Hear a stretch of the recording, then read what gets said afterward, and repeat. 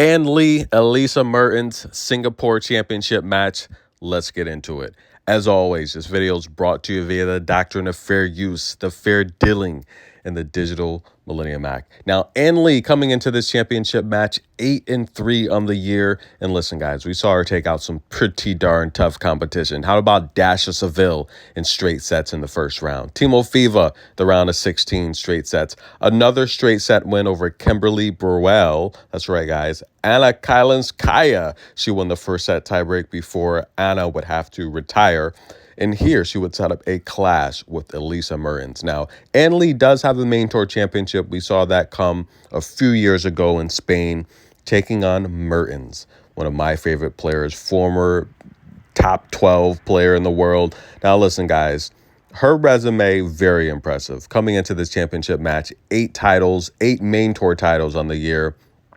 For her career, rather, I'm sorry, and 11 lower level championships. Elise Mertens having a really good season, though. She would start this tournament off by taking out Taylor Townsend, serving up a breadstick and a bagel. And maybe Townsend had a little bit of jet lag, from winning the Australian Open doubles title with Ekaterina. But then she'd take out the always amazing shot maker, Tatiana Maria. That would go 3 sets. And then she'd take out Camila Osorio, who's one of the toughest players I've seen in my life. By the way, check out that video by King, Sloane Stephens' former coach, in Colombia. Then she'd take out Wong in straight sets, a very impressive win. Now setting up this matchup with Ann Lee. Now, I've talked about Ann Lee several times in the past. I gave you guys the scouting report. Now, I was going to do a prediction video, but of course, if you follow the channel, you know the scouting report. Ann Lee is very powerful. She's very aggressive. She's got a great forehand. But if you can get her around no man's land, get her to step up into these shots, she's going to make a lot of mistakes. And someone that's tenured in season like Elise Mertens, this is really a textbooks type of matchup, right? Elise Mertens plays a lot of doubles, but she's a good shot maker between the lines. Doesn't really have the power. She struggles against, like her bestie or former bestie, Aryna Sabalenka, which we've seen her win multiple double slams with. She struggles with the more aggressive, powerful players. However, Ann Lee has power, but not the Sabalenka type of power. And early on in this match, it would show as Elise Mertens would serve up a breadstick in the first set. And it was pretty bad. The first set was pretty rough. Now, Elise Mertens will win 90% of her first serves. And when you're doing that in a championship match, you're not going to lose. She would win 83% of Ann Lee's second serves, 3 for 5 on breakpoint opportunities, dominating the baseline and the net. In the second set, Ann Lee did show momentum, but it would halt, ladies and gentlemen. That's right. We would see that halt right around the 9th service game as Elise Mertens would go ahead. In the second set, she wouldn't win 90% of her first serves, but 70% compared to Ann Lee's 57%.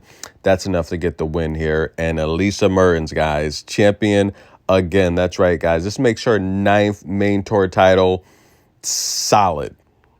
I've said this time and time again. Elise Mertens is one of the classiest ambassadors for the sport from Belgium. She's great with the fans. She's always, and people talk about Coco in the TikTok videos. Elise has her own. She's very exciting to watch on TikTok. I just think she's a classy woman. Let's talk other scores on the day as Mertens gains her 9th main tour title. Abu Dhabi, ladies and gentlemen. That's right. Kessler McCartney takes out Kostovic. Veronika Kudermetova loses to big game Sofia Kenin. Cartel takes out Utima. Katie Volynets dominated Dasha Seville. What's up with Dasha?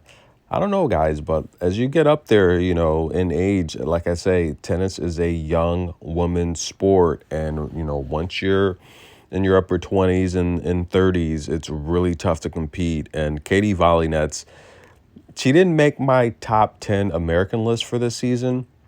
And of course, that had a lot to do with her matchup with Alicia Parks. Alicia Parks won that matchup. But I have Katie as she would definitely be my 11th, if I did a top 11 list. But she's right there, and I think she's someone you want to watch out for. Buxa upset by Sonobi. That was a good win for Sonobi. Renata Zarazoa takes out Samnez after she takes out, Who'd Samnez take out? Didn't she take out Haley Baptiste? Did, was that Haley Baptiste that Samnez beat? I don't know. I'm having a brain freeze. I could have sworn that Samnez played. No, it wasn't Baptiste. It was Taylor Townsend. I'm sorry. So that's a good win there. But guys, let's take a look here at the Upper Linz Championship. Right, this is going to be a good championship match. We have Russia versus the Ukraine. Right, the world's ranked 72nd. Dayana, she lost those points. You know, she had an amazing run last year at the Australian Open. Couldn't defend those points. Ekaterina, she's going to stay around top 30, right? Now, these two ladies have played 5 total times. Dayana owns the head-to-head in this matchup, believe it or not. Last time they played, though, a couple of years ago, 2 to 3 years ago, on grass, her Tozenbosch and Ekaterina, who's been a really good grass player lately. She won that in 3. They did play in Miami many years ago. Dayana won that. Nothing really recent, right? But if we take a look at how these two ladies crossed paths here in the championship match, Dayana, the first round win against Lucia Bronzetti, that's a good win. She beat Ruzic in the second round, the Greek goddess in the quarterfinal, and Clara Tauson in the semifinal. That's a very impressive list here for Dayana, especially the Sacre win. And I talked about Sacre in the last video. I think that's a good win for Dayana because, you know, despite Sacre struggling on the year, she's still a good player. She's still a veteran player. She's still a good shot maker. And in case you're not aware, Sacre's 3-6 on the year, right? Some of her losses we've seen, you know, look, Buzos Monero in the United Cup, that's not a loss, Sacre. She should have won that match. Rybakina, we can understand. Pegula, we can understand. Camilo Osorio in 3, a match she should have won, right? I don't understand that one. And then you even have the qualifying matches where she lost to Peyton Stearns. You know, again, the qualifying doesn't count, but she's got to do better. I don't know, but nonetheless, in terms of Ekaterina, her path here to the championship match, Sasnovich in straight sets, Petra Martic, who's playing good, by the way, congratulations to see her turning around, and Muhova, you know, serving up a bagel. Now, different styles, though. Here's the thing. Ekaterina hasn't faced anyone with the power of a Dayana, right? Muhova, she can mix it up, but primarily her style, it's a wide serve, a lot of volleys, a lot of net play, a lot of redirecting, you know, a lot of getting her opponents off balance and just finding ways to win points with her athletic ability. The same with Petra Martic, very comparable style. Sasnovich is getting older. She doesn't have the power. She's getting beat by a lot of lower-level ITF players. And look, the tour, and I say this again, guys, the tour is reaching a point where the tour is getting younger and younger. The average age for a top 20 player is about 28, 29 years old. And it's concerning because a lot of the ladies I've been covering the last 5, 6 years on YouTube, they're all going downhill, right? And it's not necessarily that they're going downhill, the Sacres of the world, the Ayla Tomjanovics of the world. It's just the tours are getting younger, faster, stronger. And like I say it all the time with Danielle Collins, I told you she would be announcing her retirement soon, but then I also told you she would come back. We're seeing a lot of these older ladies, they want families, you know, they want to settle down. They have other endorsements. They have other things they're doing off. Let's look at Camilla Giorgi. She's a model now.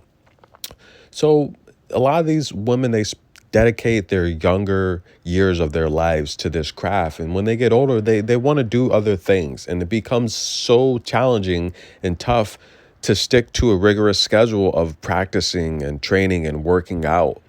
And therefore, these younger, more dedicated players, not because they want to be more dedicated, it's just they have more time to dedicate to their craft. And that's where these upsets happen, and that's where these players start to decline. And we're seeing a decline on the main tour. We really are. The tour is getting younger. And this is why I do my top teen prospects list. You know, take a look at someone like Emerson Jones. Guys, she's beating some good competition. She's only 16. So, you know, and of course the Marion Drivers of the world, the Cornevas of the world, the Ayalas of the world, the Maya Joints of the world, you know, the Robin Montgomerys of the world, you know, all of these younger ladies, the Claire V's of the world, they're doing good, and they are the future of tennis. along with Coco Gauff. Now, again, hasn't really faced anyone with a lot of power like Dayana has, but here's the thing. She has the power to match anything Dayana's putting up, despite being on the losing end of this head-to-head. I am impressed with Dayana's road here, but I think overall, I think Ekaterina's the more consistent player. And that's tough to say, guys. That is really extremely difficult to say because I say it all the time.